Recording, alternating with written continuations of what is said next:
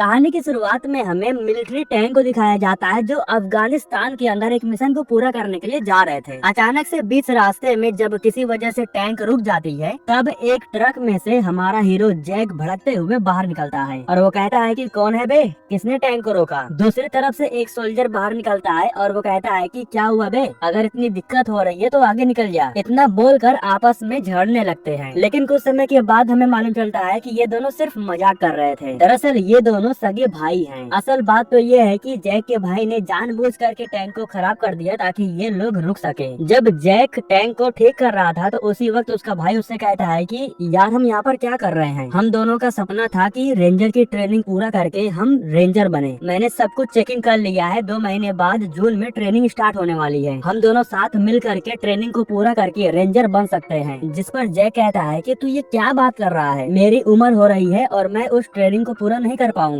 जिस पर उसका भाई कहता है कि मैंने रिक्वायरमेंट को चेक कर लिया है, हम दोनों उस ट्रेनिंग के लिए परफेक्ट हैं। जैक मान जाता है और कहता है कि ठीक है, अगर तू कह रहा है तो देख लेंगे। फिलहाल इन्हें आगे बढ़ करके मिशन को पूरा भी करना था, इसलिए जैक वापस से अपने ट्रक में जाने लगता है। तभी अचानक से इन पर तालिबानियों का हमला होता है। एक एक करके इनके सारे टैंक को उड़ा देते हैं। कई सारे सोल्जर भी मारे जाते हैं। जैक भी जख्मी हो गया था, लेकिन जब उसे होश आता है तब वो सबसे पहले अपने भाई को ढूंढता है। वो देखता है कि उसका भाई अभी भी जिंदा है, वो बस जख्मी हालत में था। इसके बाद अचानक से जैक की आँख खुल जाती है। इस वक्त वो कई सोल्जर्स के साथ में एक बस में बैठा हुआ था। और वैसे मैं आपको बता दूं, मूवी की शुरुआत में जो सीन हमें दिखाया गया उसे बीते हुए लगभग 2 साल हो गए हैं, लेकिन जैक अभी भी उस दुर्घटना को भुला नहीं पा रहा है। अभी भी वो अपने भाई को बहुत याद करता है। यहाँ पर हमें मालूम चलता है कि जैक रेंजर की ट्रेनिंग पूरा करने के लिए कोलोराडो आया है। जाहिर सी बात है कि उसने अपने भाई से वादा किया था। उसका भाई नहीं है तो क्या हुआ, वो अकेले ही उसका सपना पूरा करेगा। एक रेंजर बनने के लिए अलग अलग शहरों से यहाँ पर बहुत सारे सोल्जर आए हुए थे। कप्तान इन सबको बताते हैं कि तुम्हारे पास सिर्फ 4 हफ्तों का समय है। इन 4 हफ्तों के अंदर तुम्हें खुद को साबित करके ट्रेनिंग को पूरा करना होगा। आखिरी हफ्ते में तुम्हें मिशन को पूरा करके उस लाइन को पार करना है। अगर तुम सही सलामत उस लाइन को पार करते हो तो तुम्हें एक रेंजर बना दिया जाएगा। इसके बाद पहले हफ्ते से ही ये सभी लोग अपनी ट्रेनिंग को पूरा करने लगते हैं। इस ट्रेनिंग में जो फेल हो रहे थे उन्हें अलग करके वापस घर भेज दिया जा रहा था। जैसे जैसे हफ्ता बीत रहा था तो एक के बाद एक सोल्जर्स को छाड़ करके उन्हें वापस घर भेज दिया जा रहा था, क्योंकि वो मिशन में फेल हो रहे थे, ट्रेनिंग को पूरा नहीं कर पा रहे थे। ट्रेनिंग को पूरा करते हुए लगभग 2 हफ्ते बीत चुके थे और तीसरा हफ्ता शुरू हो चुका था, लेकिन जैक अभी तक किसी भी सोल्जर के साथ घुला मिला नहीं था। वो बस अपनी ट्रेनिंग पर फोकस कर रहा था। इतना फोकस कर रहा था कि बाकी के सोल्जर उस पर फोकस करने लगते हैं। एक दिन स्मिथ अपनी टीम से पूछ ही लेता है कि आखिर ये बंदा है कौन। तब वेलोरिना उसे बताती है कि ये अपनी टीम के साथ अफगानिस्तान में एक दल को बचाने के लिए गया था, लेकिन तालिबानियों का हमला होने की वजह से उसकी पूरी टीम मारी गई, यहाँ तक कि उसका भाई भी मारा गया। सुनने में ये आया था कि वो अपने भाई को कंधों पर उठा करके 10 मील तक चल करके बेस पर लेकर के गया था, इसीलिए इसको सिल्वर मैन का अवार्ड दिया गया। इतना सब कुछ सुनने के बाद स्मिथ से रहा नहीं जाता, वो उससे पूछता है कि अफगानिस्तान में क्या हुआ था, लेकिन जैक उसे इस बात का कोई जवाब नहीं देता। उसी वक्त स्मिथ का टीम लीडर जेकब उसे डांटने लगता है। वो उसे कहता है कि तुम इस तरह उससे ये बात नहीं पूछ सकते, उसने बहुत कुछ खो दिया है और उसे फिर से वो सब कुछ याद मत दिलाओ। इसके बाद हमें न्यूज पर दिखाया जाता है कि नासा ने एक एस्ट्रॉइड को डिस्कवर किया है। नासा का कहना है कि ये एस्ट्रॉइड हमारे अर्थ के एटमॉस्फेयर से होकर के गुजरने वाला है। वैसे कोई भी इस न्यूज पर ज्यादा ध्यान नहीं देता है। तीसरा हफ्ता शुरू होते ही इन सभी की ट्रेनिंग हार्ड हो जाती है। तीसरे हफ्ते में जो मिशन इन्हें दिया जाता है उसमें कई सारे सोल्जर फेल हो जाते हैं, इसलिए उन सबको वापस घर भेज दिया जाता है। ट्रेनिंग का चौथा हफ्ता शुरू होने वाला था, यानी कि आखिरी हफ्ता।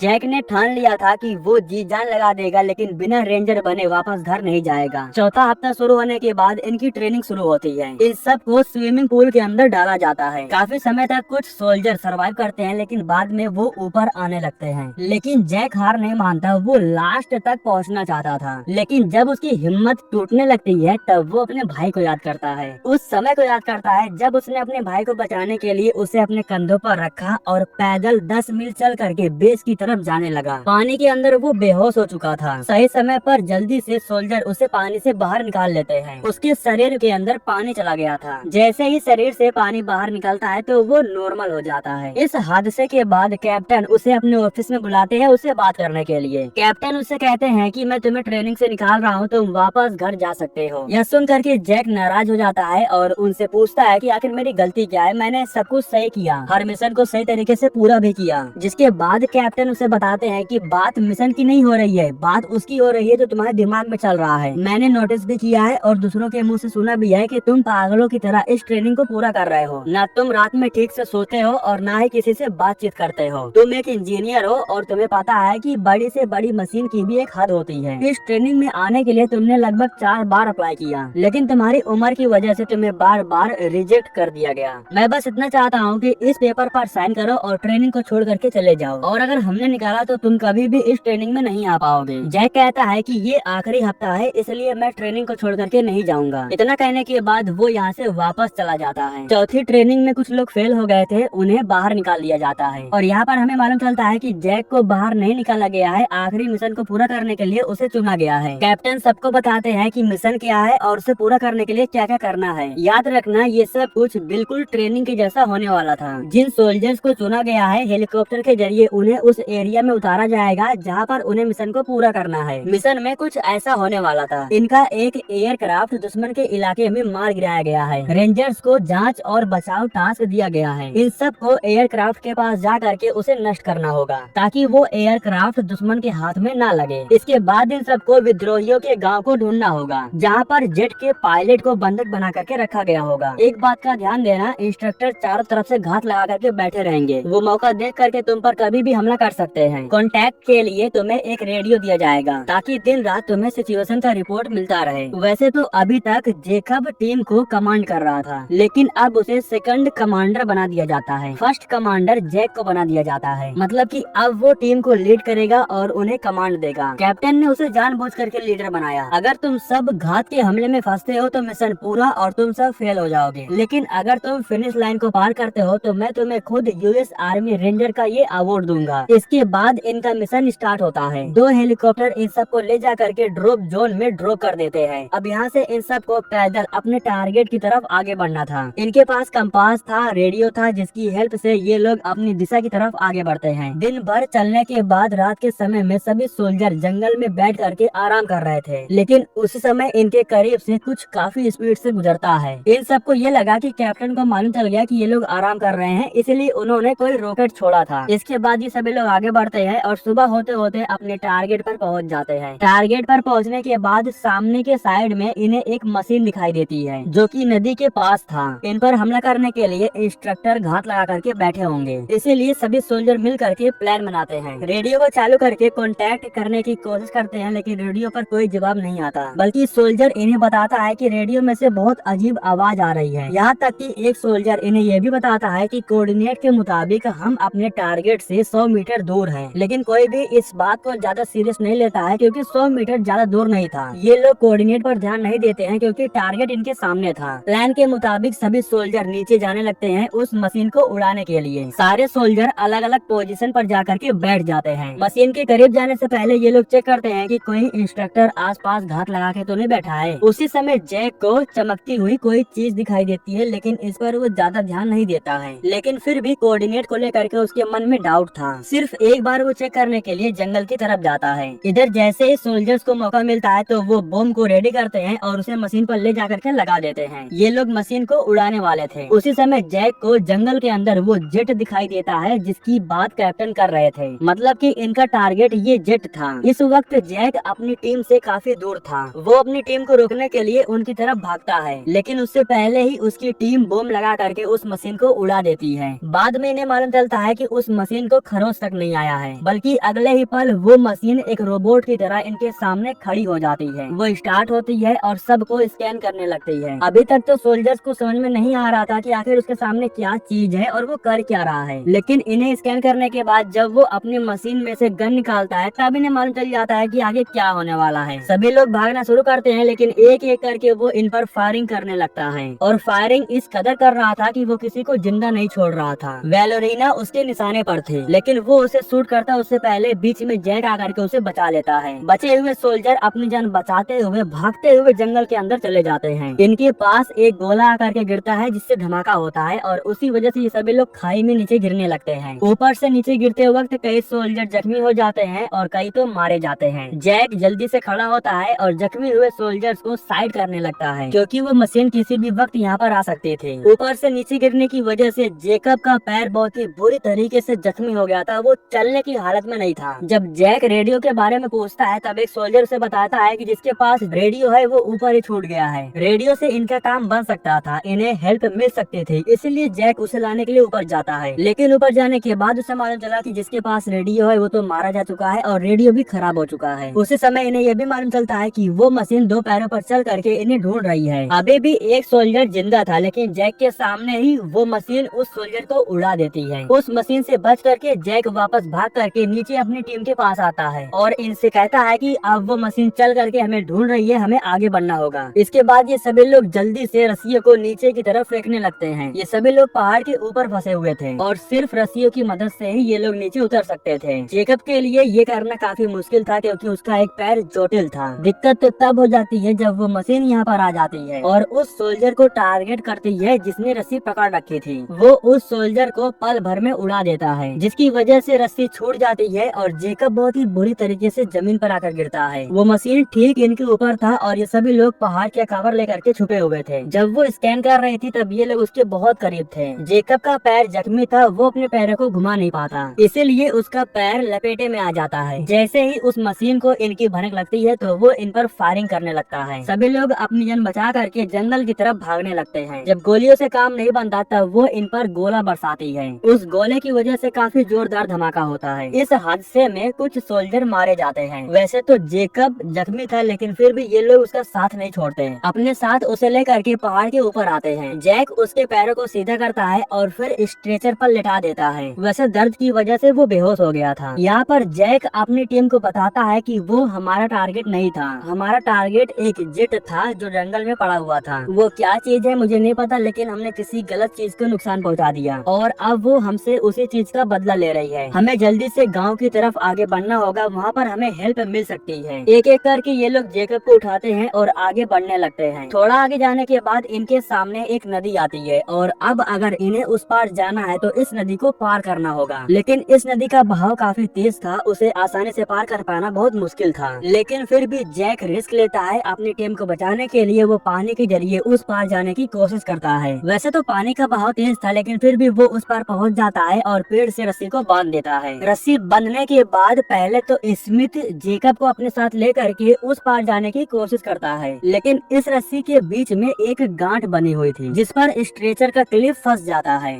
हालांकि स्मिथ उस क्लिप को छुड़ाने की कोशिश करता है लेकिन इस बीच गलती से जेकब स्ट्रेचर के साथ लटकने लगता है। इन्हें मुसीबत में देख करके जैक उसे बचाने के लिए जाता है। दूसरी तरफ वेलोरिना भी इन्हें बचाने के लिए आगे बढ़ने लगती है। वैसे तो ये लोग करीब पहुंच चुके थे लेकिन जेकब को बचा पाते उससे पहले ही यहाँ पर वो मशीन आ जाती है। स्कैन करने के बाद वो इन पर हमला करती है जिसकी वजह से ये सभी लोग पानी में गिर जाते हैं। अभी भी वो मशीन हमला करना बंद नहीं कर रही थी, वो लगातार इन पर फायरिंग किए जा रही थी। पानी का बहाव काफी तेज होने की वजह से सभी लोग झरने में जाकर के गिर जाते हैं। जैक ने अभी भी जेकब का हाथ नहीं छोड़ा था। जेकब बेहोशी की हालत में पड़ा हुआ था। इनके टीम में अब सिर्फ 6 लोग बचे हुए थे। वो मशीन करीब आती उससे पहले ही ये लोग जेकब को अपने साथ लेकर के गाँव की तरफ आगे बढ़ते हैं। गाँव में पहुँचने के बाद इन्हें मालूम चलता है कि यहाँ पर तो सब कुछ जल करके खाक हो चुका है, मतलब कि वो मशीन पहले ही यहाँ पर आकर के पहुँच चुकी थी। लेकिन यहाँ पर इन्हें ये मालूम चल जाता है कि वो आसमान से गिरा है। न्यूज पर जिस एस्टेरॉयड की बात हो रही थी वो यही मशीन थी। जैक अपने साथियों से कहता है कि हमें जल्दी से इस टैंकर को ठीक करना होगा क्योंकि इसी की वजह से हम जल्दी बेस तक पहुंच पाएंगे। जब ये लोग टैंकर को स्टार्ट करते हैं तो वो आराम से स्टार्ट हो जाता है, लेकिन दिक्कत अब थी क्योंकि उसका टायर फंसा हुआ था। हालांकि ये लोग मिल करके उसे खींचते हैं और बाहर निकाल देते हैं, लेकिन तभी इन्हें इस बात का भी एहसास हो जाता है कि वो मशीन इनके आस पास ही है। टैंकर को स्टार्ट करने के बाद ये लोग जल्दी से यहाँ से निकलने लगते हैं। इस दौरान स्मिथ जा करके कुछ असली गोलियों को इकट्ठा करने लगता है उस मशीन से लड़ने के लिए। जब वो गोलियों को इकट्ठा कर रहा था तो उसी वक्त यहाँ पर वो मशीन आकर के पहुंच जाती है। गोलियों को लेकर के वो जी जान लगा करके टैंकर की तरफ भागता है, लेकिन तभी मशीन उस पर हमला कर देती है जिसकी वजह से वो मौके पर ही मारा जाता है। गोलियों के बॉक्स के साथ जैक टैंकर के अंदर जाकर गिरता है। वेलोरिना जल्दी से टैंकर को स्टार्ट करके यहाँ से भागने लगती है। इस दौरान इनके बीच में खतरनाक फायरिंग होती है और जब गोलियों से काम नहीं बन पाता है तब वो मशीन अपना गोला छोड़ती है। गोले के धमाके से भी इनके टैंकर में कोई फर्क नहीं पड़ता। ये मशीन लगातार इन पर फायरिंग कर रही थी, इन पर हमला कर रही थी, जिसकी वजह से जैक एक एक करके अपनी टीम को खोने लगता है। इस दौरान जैक अपनी गन से पहाड़ों पर फायरिंग करता है। बड़े बड़े पत्थर टूट करके उस मशीन के ऊपर गिर जाते हैं। वैलोरीना भी मारी जा चुकी थी, इसलिए टैंकर आउट ऑफ कंट्रोल हो चुका था। वो एक पत्थर से जा करके टकरा जाता है। कुछ समय के बाद जब जैक को होश आता है, तब उसे मालूम चलता है कि उसकी पूरी टीम मारी जा चुकी है। सिर्फ जेकब बचा हुआ था और वो भी बेहोशी की हालत में था। पत्थरों ने उस मशीन का कुछ नहीं बिगाड़ पाया था। वो मशीन अभी भी जैक के सामने थी, इसलिए जैक चुपचाप जेकब को अपने साथ लेकर के यहाँ से जाने लगता है। बारिश और कीचड़ की वजह से वो जेकब को लेकर के ऊपर के साइड में नहीं जा पा रहा था। वो बार बार फिसल करके नीचे गिर जा रहा था। उसी वक्त यहाँ पर जेकब को भी होश आ जाता है। पहले तो वो उसकी जान बचाने के लिए जैक को शुक्रिया कहता है और फिर उसे कहता है कि हर एक चीज की एक कमजोरी होती है और इस मशीन की भी कोई न कोई कमजोरी जरूर होगी। वो मशीन धीरे धीरे इनके करीब आ रही थी।